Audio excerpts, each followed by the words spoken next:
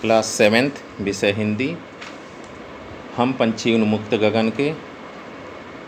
इसके पहले कुछ सार्वजनिक सूचना। इस समय कोरोना का प्रकोप फिर बहुत ही तीव्र गति से फैल रहा है। इनसे हमें बचना है। घर से बाहर बहुत ही कम निकलना है, आवश्यक हो तभी जाना है। बार बार अपने हाथों को साबुन से धोना है और शरीर की बॉडी रेजिस्टेंस बढ़ाने के लिए प्रतिदिन 10 से 25 मिनट तक व्यायाम करना है। हम पंछी उन्मुक्त गगन के कविता श्री शिवमंगल सिंह सुमन द्वारा लिखी एक श्रेष्ठ कविता है। इस कविता में कवि ने पंछियों के द्वारा स्वतंत्र जीवन जीने की भावना को व्यक्त किया है। कवि कहता है कि पिंजरे में बंद पंछियों को यद्यपि आप सारे सुख सुविधा देने की कोशिश करते रहें, परंतु पक्षी इससे सुखी जीवन महसूस नहीं करते। उनकी कोशिश हमेशा यही रहती कि वे आकाश में बिना किसी बाधा के उड़ें। पक्षी का कहना है कि जहाँ कहीं भी आना जाना चाहें उसे जाने देना चाहिए। उसे अपनी स्वतंत्रता में किसी भी प्रकार की रुकावट पसंद नहीं। हम पंछी उन्मुक्त गगन के पिंजरबद्ध न गा पाएंगे। कनक तीलियों से टकराकर पुलकित पंख टूट जाएंगे। हम बहता जल पीने वाले मर जाएंगे भूखे प्यासे। कहीं भली है कटुक निबोरी कनक कटोरी की मैदा से। कठिन शब्द। उन्मुक्त अर्थात आज़ाद, स्वतंत्र। गगन, गगन का अर्थ होता है आकाश, नभ, अंबर या आसमान। पिंजरबद्ध अर्थात पिंजरे में बंद। कनक, कनक का अर्थ होता है सोना अर्थात स्वर्ण। कटुक, कटुक अर्थात कड़वी। निबोरी, नीम का फल जो होता है, नीम ऐसे तो मीठी होती है लेकिन उसका फल मीठा होता है। निबोरी, नीम का फल। पुलकित, पुलकित का अर्थ होता है कोमल। प्रसंग। प्रस्तुत पंक्तियाँ हमारी हिंदी की पाठ्य पुस्तक बसंत भाग 2 की कविता हम पंछी उन्मुक्त गगन से ली गई है। इसके कवि श्री शिवमंगल सिंह सुमन हैं। इस कविता में कवि पंछियों के आज़ादी भरे जीवन की जीने की इच्छा व्यक्त करते हुए कहते हैं। व्याख्या। कवि कहता है कि पक्षी आकाश में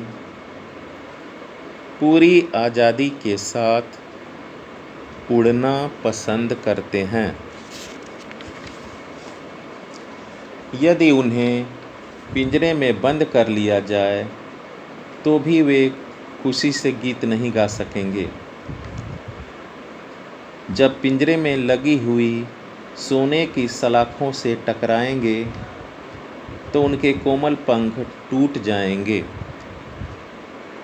पक्षी नदी, तालाबों से पानी पीना पसंद करते हैं। पिंजरे में बंद रहने पर वे खाना पीना छोड़ देंगे और वे भूख और प्यास से मर जाएंगे। पक्षी सोने के बर्तन में रखे हुए भोजन की अपेक्षा वृक्षों में लगे हुए कड़वे फलों को खाना पसंद करते हैं। विशेष इसमें है पक्षी आज़ादी के साथ जीवन जीना पसंद करते हैं, अर्थात वे स्वतंत्र ही रहना चाहते हैं, पिंजरों में बंद रहना नहीं चाहते। एक बार फिर से इसका भावार्थ समझ लें। हम पंछी उन्मुक्त गगन के पिंजरबद्ध न गा पाएंगे। कनक तीलियों से टकराकर पुलकित पंख टूट जाएंगे। हम बहता जल पीने वाले मर जाएंगे भूखे प्यासे। कहीं भली है कटुक निबोरी कनक कटोरी की मैदा से। कठिन शब्द। उन्मुक्त अर्थात आज़ाद, गगन आकाश नभ अर्थात आसमान, पिंजरबद्ध पिंजरे में बंद, कनक सोना स्वर्ण, कटुक अर्थात कड़वी, निबोरी अर्थात नीम का फल, पुलकित अर्थात कोमल। प्रसंग प्रस्तुत पंक्तियाँ हमारी पाठ्य पुस्तक बसंत भाग 2 की कविता हम पंछी उन्मुक्त गगन से ली गई है। इससे कवि श्री सुमंगल सिंह सुमन हैं। इस कविता में कवि पंछियों के आज़ादी भरे जीवन को जीने की इच्छा व्यक्त करते हुए कहते हैं कि व्याख्या। कवि कहता है कि पक्षी आकाश में पूरी आज़ादी के साथ उड़ना पसंद करते हैं, अर्थात स्वतंत्रता के साथ विचरण करना चाहते हैं। यदि उन्हें पिंजरे में बंद कर लिया जाए तो वे खुशी से गीत नहीं गा सकेंगे। जब पिंजरे में लगी हुई सोने की सलाखों से टकराएंगे तो उनके कोमल अंग टूट जाएंगे। पक्षी नदी तालाबों से पानी पीना पसंद करते हैं। पिंजरे में बंद रहने पर वे खाना पीना छोड़ देंगे और मर जाएंगे। पक्षी सोने के बर्तन में रखे हुए भोजन की अपेक्षा वृक्षों में लगे हुए कड़वे फलों निमोली को खाना पसंद करते हैं। विशेष पक्षी आज़ादी के साथ जीवन जीना पसंद करते हैं। स्वर्ण श्रृंखला के बंधन में अपनी गति उड़ान सब भूले, बस सपनों में देख रहे हैं तरु की फुनगी पर के झूले।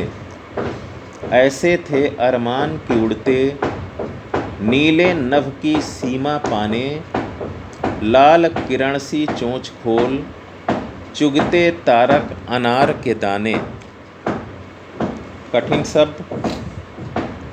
स्वर्ण श्रृंखला अर्थात सोने की जंजीर। तरु का अर्थ होता है वृक्ष या पेड़। फुनगी वृक्ष के जो कोमल पत्ते होते हैं उनको फुनगी कहा जाता है। अरमान का अर्थ होता है इच्छा या ख्वाब। नभ आकाश या आसमान। तारक तारों वाले। गति का अर्थ होता है चाल।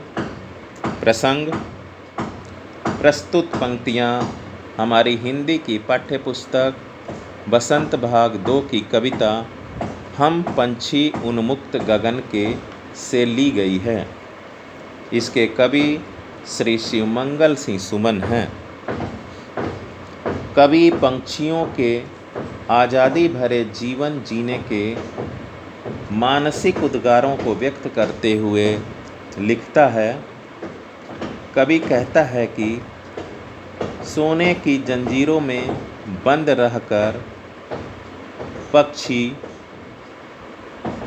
अपनी चाल और उड़ान सभी क्रियाएं भूल जाएंगे। गुलामी की अवस्था में पेड़ के कोमल पत्तों पर झूलना उनके लिए स्वप्न मात्र बनकर रह जाएगा। पंछियों की यह स्वाभाविक इच्छा थी कि वे नीले आसमान में इधर उधर घूमें फिरें अर्थात विचरण करें। अपनी लाल चोंचों से आकाश में चमकते अनार के दाने रूपी तारों को निगल लें। विशेष इसमें है, बंधन में रहने से पक्षियों की इच्छा मर जाती है। एक बार फिर से सुन लें इसे। स्वर्ण श्रृंखला के बंधन में अपनी गति उड़ान सब भूले, बस सपनों में देख रहे हैं तरुकी फुनगी पर के झूले। ऐसे थे अरमान की उड़ते, नीले नभ की सीमा पाने, लाल किरण सी चोंच खोल, चुगते तारक के दाने। कठिन शब्द। स्वर्ण श्रृंखला अर्थात सोने की जंजीर, तरु अर्थात वृक्ष पेड़, फुनगी वृक्ष की जो कोमल पत्ते होते हैं उनको फुनगी कहते हैं, अरमान इच्छा ख्वाब, नभ आकाश, तारक तारों वाले, गति अर्थात चाल। प्रसंग। प्रस्तुत पंक्तियाँ हमारी हिंदी की पाठ्य पुस्तक बसंत भाग 2 की कविता हम पंछी उन्मुक्त गगन से ली गई है। इसके कवि श्री शिवमंगल सिंह सुमन हैं। कवि पक्षियों के आज़ादी भरे जीवन के मानसिक उद्गारों को व्यक्त करते हुए लिखता है कि व्याख्या। कवि कहता है कि सोने की जंजीरों में बंद रहकर पक्षी अपनी चाल और उड़ान सभी क्रियाएं भूल जाएंगे। अर्थात यदि वे उन्हें पिंजड़े में बंद रखा जाएगा तो वे उड़ना भूल जाएंगे। गुलामी की अवस्था में पेड़ के कोमल पत्तों पर झूलना उनके लिए स्वप्न मात्र बनकर रह जाएगा। अर्थात गुलामी की अवस्था में जब वे रहेंगे तो वे पेड़ों पे उछल कूद नहीं मचा पाएंगे, वे सब भूल जाएंगे। पक्षियों की यह स्वाभाविक इच्छा थी कि वे नीले आसमान में इधर उधर घूमे फिरें, अर्थात स्वच्छंद आसमान में विचरण करते रहें, ये उनकी इच्छा थी। अपनी लाल चोंचों से आकाश में चमकते अनार के दाने रूपी तारों को वे निगल लें। अर्थात तारों की तुलना यहाँ पे अनार से की गई है। आकाश में जो चमकते अनार रूपी तारे हैं उन्हें वे अपनी लाल लाल चोंचों से निगल लें, ये पंछियों की हार्दिक इच्छा है। विशेष इसमें है, बंधन में रहने से पंछियों की इच्छा मर जाती है। अर्थात यदि उन्हें पिंजड़े में बंद करके रखा जाए तो उनकी सारी इच्छाएं मर जाती हैं, यहाँ तक कि वे उड़ना भी भूल जाती हैं। होती सीमाहीन क्षितिज से इन पंखों की होड़ा होड़ी, या तो क्षितिज मिलन बन जाता या तनती सांसों की डोरी। होती सीमाहीन क्षितिज से इन पंखों की होड़ा होड़ी, या तो क्षितिज मिलन बन जाता या तनती सांसों की डोरी। नीड़ न दो चाहे टहनी का, आश्रय छिन्न भिन्न कर डालो, लेकिन पंख दिए हैं तो आकुल उड़ान में विघ्न न डालो। नीड़ न दो चाहे टहनी का, आश्रय छिन्न भिन्न कर डालो, लेकिन पंख दिए हैं तो आकुल उड़ान में विघ्न न डालो। कठिन शब्द। सीमाहीन अर्थात सीमा के बिना। क्षितिज जहाँ धरती और आकाश मिलते हुए दिखाई दें। होड़ा होड़ी अर्थात एक दूसरे से आगे निकल जाने की प्रतिस्पर्धा। नीड़, नीड़ का अर्थ होता है घोंसला। आश्रय, सहारा, आराम स्थल। छिन्न भिन्न अर्थात बर्बाद कर देना, तोड़ देना। विघ्न, विघ्न का अर्थ होता है बाधा या रुकावट। प्रसंग, प्रस्तुत पंक्तियाँ हमारी हिंदी की पाठ्य पुस्तक बसंत भाग 2 की कविता हम पंछी उन्मुक्त गगन से ली गई हैं। इसके कवि श्री शिवमंगल सिंह सुमन हैं। कवि पंछियों के आज़ादी भरे जीवन को जीने के मानसिक उद्गारों को व्यक्त करते हुए लिखते हैं। वे कहते हैं कि पक्षी कहते हैं कि जब वे असीमित आसमान में उड़ने के लिए पंख फैलाते हैं तो उनके दोनों पंखों में आपस में एक दूसरे से आगे निकल जाने की प्रतिस्पर्धा शुरू हो जाती है। अर्थात दोनों पंखों में होड़ लग जाती है कि कौन आगे निकले। इस प्रतिस्पर्धा के दौरान या तो वे उस जगह पहुंच जाते हैं जहाँ धरती और आकाश मिलते हुए दिखाई देते हैं। जहाँ धरती और आकाश मिलते हुए दिखाई देते हैं उस स्थान को क्षितिज कहा जाता है। या फिर थकावट के कारण वे बैठ जाते हैं।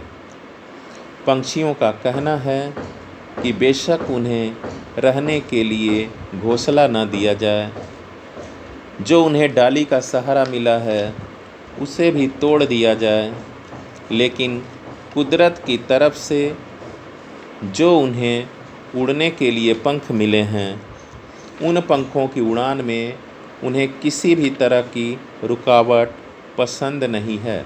विशेष पंछियों से कैदियों जैसा व्यवहार करने पर उनकी इच्छाओं का मरना स्वाभाविक है। एक बार फिर से इसे सुन लें। होती सीमाहीन क्षितिज से इन पंखों की होड़ा होड़ी, या तो क्षितिज मिलन बन जाता या तनती सांसों की डोरी।